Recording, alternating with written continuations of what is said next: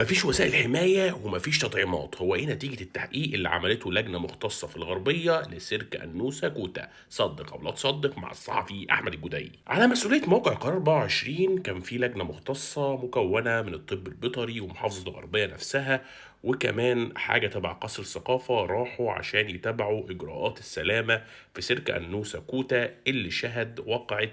أكل نمر لدراع المساعد الخاص بيها. اللجنة قالت إن ما كانش فيه عربية إسعاف بره وما كانش فيه رشاش مية المفروض يتضرب على النمر أول ما مسك فيه مساعد المدرب، وكمان الشوكة اللي المفروض تكون في إيد المدربة عشان لو حصل حاجة تبدأ تضرب بيها الحيوان المفترس فيبعد عن ضحيته، برضه ما كانتش في إيد أنوسة كوتا. وقالوا كمان إن مفيش دفتر للتطعيمات اللي خدتها الأسود والنمور وخاصة بالسعار، ودي طبعا مشكلة كبيرة جدا لأن المفروض إن كل الحيوانات دي تكون واخدة تطعيماتها وما أثبت هذه التطعيمات في أحد الكراسات الخاصة بالتطعيمات. وقالوا كمان إن العاملين في السيرك ما كانوش ملتزمين نفسهم بإجراءات الحماية زي فيست الحماية والزي الموحد اللي بيميزهم عن الجمهور، وده يوضح ليه محمد ما كانش لابس زي يخص السيرك،